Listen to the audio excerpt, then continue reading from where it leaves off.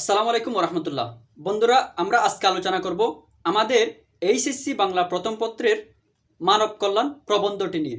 এটি লিখেন আমাদের বিশিষ্ট বুদ্ধিজীবী, বিশিষ্ট সাহিত্যিক এবং বিশিষ্ট প্রাবন্ধিক আবুল ফজল। তার পুরো নাম হচ্ছে মোহাম্মদ আবুল ফজল, তবে তিনি তার লেখার মধ্যে আবুল ফজল নামটি ব্যবহার করতেন। এই গল্পের মূল মর্মবাণী কি? এই গল্পের আমার মানব কল্যাণ প্রবন্ধের মূল মর্মবাণী হচ্ছে মানুষের সকল অবমাননাকর পরিস্থিতিকে উত্তরণ করে, মানুষকে সকল অবমাননাকর পরিস্থিতিকে উত্তরণ করে তাকে একটা আত্মমর্যাদা বিশ্বাসী বা সেলফ রেসপেক্টে বিশ্বাসী একটা মানুষে পরিণত করা। এটি হচ্ছে এই গল্পের মর্মবাণী। তাহলে আমরা এই গল্পটি পড়ে পড়ে একটু বিশ্লেষণ করার চেষ্টা করি। প্রথমে বলতেছেন, মানব কল্যাণ এ শিরোনাম আমার দেওয়া নয়। মানব কল্যাণ এ শিরোনাম আমার দেওয়া নয়, এর দুটো অর্থ হতে পারে। অর্থাৎ মানব কল্যাণ যে শিরোনামটা আমাদের দেশে প্রচলিত আছে, অর্থাৎ মানব কল্যাণ নামে যেগুলো আমাদের দেশে প্রচলিত আছে, তিনি তার পক্ষে নয় বা তিনি সেগুলো গ্রহণ করেন না। এর দ্বিতীয় অর্থ হতে পারে তিনি মানব কল্যাণ শিরোনামটি, এই প্রবন্ধের মানব কল্যাণ শিরোনামটি তিনি দেন নাই, বরঞ্চ তার বন্ধু বা সহপাঠী কেউ দিয়েছেন সেটা। তাহলে তিনি বলতেছেন মানব কল্যাণ এই শিরোনাম আমার দেওয়া নয়। আমাদের প্রচলিত ধারণা আর চলতিকতায় মানব কল্যাণ কথাটা অনেকখানি সস্তা আর মামুলি অর্থে ব্যবহৃত হয়ে থাকে। এখানে একটা শব্দ হচ্ছে মামুলি। মামুলি অর্থ হচ্ছে অতি সাধারণ। এটি একটি আরবি শব্দ। মামুলি একটি আরবি শব্দ যার অর্থ হচ্ছে অতি সাধারণ। তিনি বলতেছেন আমাদের প্রচলিত ধারণা আর চলতিকতায় মানব কল্যাণ কথাটা অনেকখানি সস্তার মামুলি অর্থে ব্যবহৃত হয়। আমাদের এই সমাজে কিন্তু যে মানব কল্যাণ আছে, এই মানব কল্যাণটাকে কিন্তু খুবই সাধারণ অর্থে ব্যবহৃত হয়। যেমন নাকি আমরা এক মুষ্টি দান করে দেওয়া, একটা দুটো টাকা দেওয়া, 5টা টাকা দেওয়া, কিন্তু আমরা মানব কল্যাণ হিসেবে কি করি, গণ্য করি। কিন্তু তিনি বলতেছেন মানব কল্যাণটা এতটাই সহজ নয়, এতটাই সস্তা নয়, এতটা মামুলি নয়। তারপর বলতেছেন এক মুষ্টি, তিনি ব্যাখ্যা করতেছেন এক মুষ্টি ভিক্ষা দেওয়াকে আমরা মানব কল্যাণ মনে করে থাকি। মনুষ্যত্ববোধ আর মানব মর্যাদাকে এতে যে ক্ষুণ্ণ করা হয় তা সাধারণত উপলব্ধি করা হয় না। এক্স্যাক্টলি, আমরা কিন্তু একজন ফকিরকে 5টা টাকা দেওয়া বা কাউকে এক মুষ্টি চাল দেওয়া, এগুলোকে কিন্তু মানব কল্যাণ বলে মনে করে থাকি। কিন্তু তিনি বলতেছেন এখানে আসলে মানব কল্যাণ হয় না, বরঞ্চ মানুষের কি হয়, অবমাননা হয়। আমরা যখন দেখি একজন মানুষ যখন কোনো কিছু দেন, সে কিন্তু নিজেকে অনেক বড় কিছু মনে করে, এবং যে নেন বা যে গ্রহিত থাকেন, যে ভিক্ষুক থাকেন, তিনি কিন্তু খুবই নিজেকে আনরেসপেক্টফুল মনে করে, নিজেকে খুবই কাছুমাছু মনে করে। সেজন্য বলতেছেন এখানে মানব মর্যাদার, আত্মমর্যাদার ক্ষুণ্ণ হয়। এবার একটা কি দিবেন, অর্থাৎ দান খয়রাত সম্পর্কে একটা ধর্মীয় উদ্ধৃতি দিবেন। তিনি বলতেছেন ইসলামের নবী বলেছেন। এখানে ইসলামের নবী বলছেন বলতে, ইসলামের নবী বলতে তো সবাই কিন্তু ইসলামের নবী, যতগুলো নবী আছেন আদম থেকে শুরু করে আমাদের মোহাম্মদ সাল্লাহ ইসলাম পর্যন্ত সবগুলো কিন্তু ইসলামের নবী। তবে এখানে ইসলামের নবী বলতে মোহাম্মদ সাল্লাহ ইসলামকে কি করা হয়েছে, নির্দেশ করা হয়েছে। তাহলে তিনি কি বলেছেন, উপরের হাত সব সময় নিচের হাত থেকে শ্রেষ্ঠ। উপরের হাত সব সময় নিচের হাত থেকে শ্রেষ্ঠ। এর তিনি ব্যাখ্যা করবেন। তিনি বলতেছেন নিচের হাত মানে যে মানুষ হাত পেতে গ্রহণ করে, উপরের হাত মানে দাতা, যে হাত তুলে উপর থেকে অনুগ্রহ বর্ষণ করে। তাহলে মহানবী সাল্লাল্লাহু আলাইহি ওয়াসাল্লাম বলেছেন উপরের হাত থেকে সবসময় নিচের, উপরের হাত সবসময় নিচের হাত থেকে শ্রেষ্ঠ। অর্থাৎ তিনি যে মানুষকে সাহায্য করার অনুপ্রেরণা দিতে গিয়ে কিন্তু তিনি এটি বলেছেন। অর্থাৎ উপরের হাত যিনি ভিক্ষা দেন বা যিনি সাহায্য করেন, তিনি কিন্তু যে নেন তার থেকে শ্রেষ্ঠ। এটি কিন্তু দান করাতের জন্য একটি অনুপ্রেরণামূলক বক্তব্য বা অনুপ্রেরণামূলক হাদিস।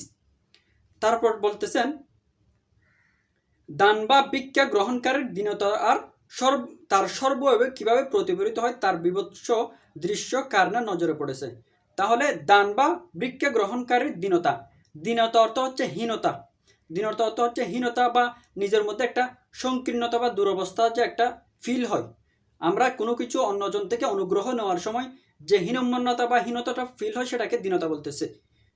তার সর্বভাবে কিভাবে উপনীত, আমরা কিন্তু সর্ব অবয়ব বলতে কিন্তু আমাদের পূর্ণ শরীরে আমরা যখন কোনো কিছু নিতে যাই বা কারো কাছ থেকে কোনো কিছু গ্রহণ করি বা আমরা যখন কাউকে কোনো কিছু দিই তার শরীরের মধ্যে সেগুলো কিন্তু কি হয়, প্রতিফলিত হয়। তিনি কিন্তু নিজের শরীরকে একদম কাচুমাচু করে ফেলেন, একদম নিজেকে আনরেসপেক্টফুল মনে করেন, সেটি কিন্তু বলতেছেন।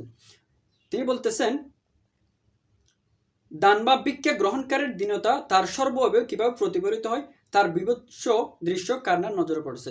এখানে কিন্তু দান বা খয়রাতের বিরুদ্ধে কথা বলা কিন্তু তার লেখকের উদ্দেশ্য নয়। লেখকের মূল উদ্দেশ্য হচ্ছে যেন দান খয়রাতকে দান খয়রাত মনে করা হয় এবং মানব কল্যাণ মনে করা না হয়। তিনি তার মতে মানব কল্যাণ এবং দান খয়রাতের মধ্যে অনেক পার্থক্য আছে। দান খয়রাত এবং মানব কল্যাণের মধ্যে কিন্তু অনেক পার্থক্য আছে। তিনি বলতেছেন মানব কল্যাণ সেটা হচ্ছে একটা খুব উচ্চমানের শব্দ। মানব কল্যাণ সেটা কিন্তু খুবই উচ্চমানের শব্দ, এটার বিশেষ একটা মহত্ব আছে। সেটাকে যেন তারা দান খয়রাত দিয়ে কি করে না করে, সস্তা মনে না করে, সেটা কিন্তু তার এই লেখার উদ্দেশ্য। তিনি বলতেছেন মনুষ্যত্ব আর মর্যাদার দিক থেকে অনুগ্রহকারী আর অনুগৃহীতের মধ্যে আকাশ পাতাল তফাৎ। একথা ব্যক্তির বেলায় যেমন সত্য তেমনি দেশ আর রাষ্ট্রের বেলায়ও অধিকতর সত্য, কারণ রাষ্ট্র জাতির যৌথ জীবন আর যৌথ চেতনারই প্রতীক। তিনি বলতেছেন অনুগ্রহ গ্রহণ করা বা কারো ভিক্ষা গ্রহণ করা সেটা যেমন একজন মানুষের জন্য, ব্যক্তি মানুষ হিসেবে একজন মানুষের জন্য একটা অবমাননাকর বিষয়, ঠিক সেমনি একটা জাতি সমাজ এবং রাষ্ট্রের জন্য কিন্তু একটা অবমাননাকর বিষয়। ধরো আমরা যারা গরিব দেশ আছি বা নিম্ন আয়ের দেশ আছি, তারা কিন্তু অন্য দেশ থেকে সাহায্য গ্রহণ করি বা অন্য দেশের যে অর্গানাইজেশনগুলো আছে, যে দাতা অর্গানাইজেশনগুলো আছে, ওখান থেকে কিন্তু আমরা সাহায্য করি। এর ফলে কিন্তু আমরা আমাদের কথাগুলো উঁচিয়ে বলতে পারি না, আমরা তাদের দেশে গিয়ে রেসপেক্টফুল হতে পারি না। সেজন্য বলতেছেন এটি যেমন নিজের ক্ষেত্রে সত্য, একজন ব্যক্তি মানুষ যেমন দান খয়রাত নিলে সে অপমান বোধ করে, এটি যেমন সত্য, ঠিক তেমনি একটি রাষ্ট্র একটি জাতি যখন অন্য একটি দেশ থেকে বা অন্য একটি রাষ্ট্র থেকে কি নেয়, অনুদান নেয় বা ভিক্ষা নেয়, সেটা কিন্তু এই দেশের জন্য, এই দেশের আত্মমর্যাদার জন্য খুবই খুবই মারাত্মক এবং এটি আত্মমর্যাদা কি আনে, আঘাত হানে। এটি কিন্তু তিনি বলতেছেন এটি শুধুমাত্র নিজের ক্ষেত্রে প্রযোজ্য নয়, একটি তার ব্যক্তি রাষ্ট্র সমাজ সব ক্ষেত্রে কিন্তু এই আত্মমর্যাদার সম্পর্কটা কি করে, আত্মমর্যাদার সম্পর্কটা বিরাজ করে। কারণ তিনি বলতেছেন রাষ্ট্র জাতির যৌথ জীবন আর যৌথ চেতনারই প্রতীক। কারণ আমরা মানুষ ছাড়া কিন্তু রাষ্ট্র হবে না, আমাদের মানুষের যৌথভাবে কিন্তু একটা রাষ্ট্র গঠিত হয়, আমাদের মানুষের যৌথ চেতনায় কিন্তু একটা রাষ্ট্রের চেতনা গঠিত হয়। সেজন্য তিনি বলতেছেন রাষ্ট্র জাতির যৌথ জীবন আর যৌথ চেতনারই প্রতীক। এটি কিন্তু খুবই সুন্দর একটা এমসিকিউ হতে পারে। সেটা কি? রাষ্ট্র জাতির যৌথ জীবন আর যৌথ চেতনারই প্রতীক। এরপর তিনি আরো কিছু কথা বলতেছেন, রাষ্ট্রের নিয়ে আরো কিছু কথা বলতেছেন। রাষ্ট্রের দায়িত্ব শুধু প্রশাসন চালানো নয়, রাষ্ট্রের দায়িত্ব শুধু প্রশাসন চালানো নয়, রাষ্ট্রের দায়িত্ব শুধু আইন শৃঙ্খলা রক্ষা করা নয়, রাষ্ট্রের কিন্তু আরো অনেক দায়িত্ব আছে। সেটি কি? জাতিকে আত্মমর্যাদা সম্পন্ন করে তোলাও রাষ্ট্রের এক বৃহত্তর দায়িত্ব। এটি কিন্তু চট্টগ্রাম বিশ্ববিদ্যালয় এবং জিএসটির একটা প্রশ্ন। জাতিকে আত্মমর্যাদা সম্পন্ন করে তোলাও রাষ্ট্রের এক বৃহত্তর দায়িত্ব। শুধু আমাদেরকে আইন শৃঙ্খলা বা পড়ালেখা করালে হবে না, আমাদের যে আত্মমর্যাবোধ, আমাদের যে শুভবোধ, এটা কিন্তু জাগ্রত করা রাষ্ট্রের অন্যতম একটি দায়িত্ব। আমাদের আত্মমর্যাদা, আমাদের সেলফ রেসপেক্ট, আমাদের শুভবোধ, আমাদের চিন্তা চেতনা, আমাদের মুক্তবুদ্ধি, এসবকে জাগ্রত করা কিন্তু রাষ্ট্রের একটি অন্যতম বা বৃহত্তর দায়িত্ব। যে রাষ্ট্র হাত পাতা আর চাটুকারিতাকে দেয় প্রশ্রয়, সে রাষ্ট্র কিছুতেই আত্মমর্যাদা সম্পন্ন নাগরিক সৃষ্টি করতে পারে না।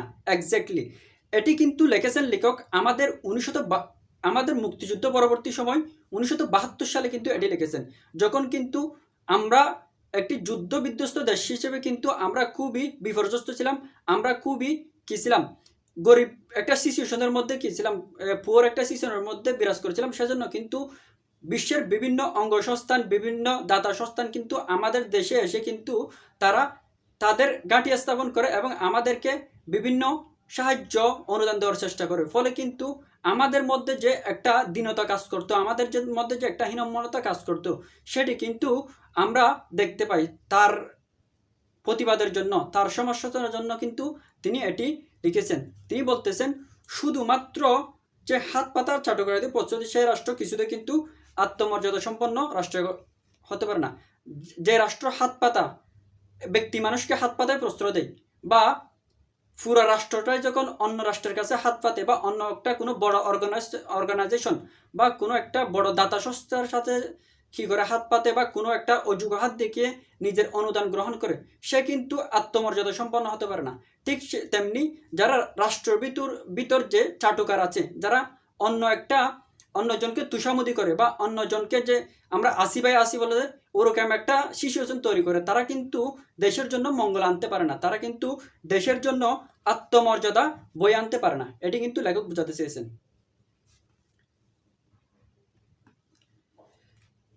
তাই মানব কল্যাণ অর্থে আমি দয়া বা করুণার বশবর্তী হয়ে দান খয়রাতকে মনে করি না। অর্থাৎ করুণার বশবর্তী হয়ে কাউকে দুরবস্থায় দেখে যে তাকে দান খয়রাত করি, এটাকে কিন্তু তিনি দান খয়রাত হিসেবে দেখেন, এটাকে তিনি মানব কল্যাণ হিসেবে দেখেন না। কারণ তার কাছে মানব কল্যাণের একটা বিশেষ অর্থ আছে। মনুষ্যত্বের অবমাননা যে ক্রিয়াকর্মের অবশ্যম্ভাবী পরিণতি, তাকে কিছুতেই মানব কল্যাণ নামে অভিহিত করা যায় না। অবশ্যম্ভাবী অর্থ হচ্ছে অনিবার্য, অবশ্যম্ভাবী অর্থ হচ্ছে অনিবার্য, যা ঘটবেই, এরকম সেটাকে কি বলা হয়? অবশ্যম্ভাবী বলা হয়। তিনি বলতেছেন, এই দান খয়রাত দেওয়াকে কিন্তু আমাদের অবশ্যম্ভাবী বা অনিবার্যভাবে আমাদের মধ্যে একটা সেলফ আনরেসপেক্টফুল কি আছে নিয়ে আসে, আমাদের একটা আত্মমর্যাদার হানি ঘটায়। সেজন্য কিন্তু এটি মানব কল্যাণ হতে পারে না। বরং মানব কল্যাণ কোনটি হতে পারে? মানব কল্যাণের উৎস মানুষের মর্যাদাবোধ বৃদ্ধি আর মানবিক চেতনা বিকাশের মধ্যে নিহিত। মানব কল্যাণের মূল অর্থ হচ্ছে, মানব কল্যাণ অর্থ হচ্ছে মানুষের মর্যাদা বৃদ্ধি হবে। যেখানে মানুষের মর্যাদা বৃদ্ধি হবে, মানুষ মুক্তভাবে চিন্তা করতে শিখবে, মানুষের চেতনার বৃদ্ধি হবে, মানুষ সৃজনশীল চিন্তা করতে শিখবে। এটাকে কিন্তু তিনি মানব কল্যাণ হিসেবে কি করেন? চিহ্নিত করেন। সেজন্য দান খয়রাতকে তিনি কি বিষয়ে মানে নেন না, মানব কল্যাণ হিসেবে তিনি অভিহিত করেন না। একদিন এক ব্যক্তি ইসলামের নবীর কাছে ভিক্ষা চাইতে এসেছিল। এখানে কিন্তু মানব কল্যাণ বা মানব কল্যাণের একটা উদাহরণ দিচ্ছেন ধর্মীয় দৃষ্টিকোণ থেকে। একদিন এক ব্যক্তি ইসলামের নবীর কাছে ভিক্ষা চাইতে এসেছিল। নবী তাকে একখানা কুড়াল কিনে দিয়ে, এটি দিয়ে তুমি বন থেকে কাঠ সংগ্রহ করে বাজারে বিক্রি করে জীবিকা অর্জন করোগে। এভাবে তিনি লোকটিকে শুধু স্বাবলম্বনের কথা দেখাননি, সে সঙ্গে দেখিয়ে দিয়েছিলেন মর্যাদাবান হওয়ার, মর্যাদার সাথে জীবনযাপনের উপায়ও। এখানে একটা ঘটনা বলতেছেন। একদিন মহানবী সাল্লাল্লাহু আলাইহি ওয়াসাল্লামের কাছে একজন ভিক্ষুক আছে ভিক্ষা করতে। তিনি কিন্তু ভিক্ষুককে 2 টাকা দিয়ে বা কয়েকটা দিনার দিয়ে পাঠিয়ে দিতে পারতেন, বা কয়েকটা খেজুর দিয়ে পাঠিয়ে দিতে পারতেন। তিনি কিন্তু তা করেননি, বরঞ্চ তাকে একটা কুড়াল কিনে দিয়েছেন, এবং কুড়াল কিনে দিয়ে তিনি তাকে বলেছেন, তুমি বনে যাও এবং বন থেকে কাঠ কেটে আনে এগুলো বাজারে বিক্রি করো। এর মাধ্যমে তিনি তাকে শুধু স্বাবলম্বন করতে শেখান নাই, অর্থাৎ সে কিন্তু এই কাঠ বিক্রি করে নিজে স্বাবলম্বী হবে, এবং নিজের মধ্যে একটা আত্মসম্মানও কি হবে? জাগ্রত হবে। কারণ তাকে আর কারো কাছে হাত পাততে হচ্ছে না। সেজন্য তিনি বলতেছেন, এটাই হচ্ছে মানব কল্যাণ। যেখানে মানুষ আত্মমর্যাদা কি করবে? বোধ করবে, সেটাই কিন্তু মানব কল্যাণ। এর মাধ্যমে তিনি একটা মেসেজ দিতে চাচ্ছেন যে আমরা যেন কারো যদি সাহায্য করতে চাই, তাহলে তাকে এভাবেই যেন সাহায্য করি যেটা লং লাস্টিং হয়।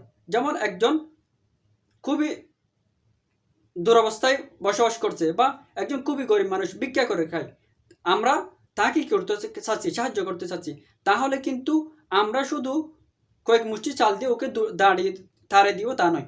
আমরা সংঘবদ্ধ হয়ে বা একা নিজে পারলে তাকে একটা চাকরির ব্যবস্থা করে দিব, বা তাকে একটা আয় রোজগারের ব্যবস্থা করে দিব, যাতে সে মাসে মাসে টাকা পায় এবং অন্য কারো কাছে হাত পাততে না হয়। সেটাই কিন্তু মানব কল্যাণ অন্তর্ভুক্ত। এর ফলে কি হবে?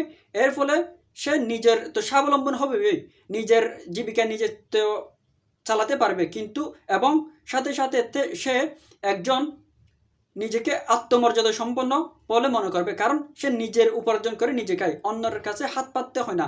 নিজেকে সে আত্মমর্যাদা সম্পন্ন বলে ভাববে বা আত্মমর্যাদা সম্পন্ন মনে করবে। তাই এটি হচ্ছে একটা সুন্দর মেসেজ মানব কল্যাণ নিয়ে।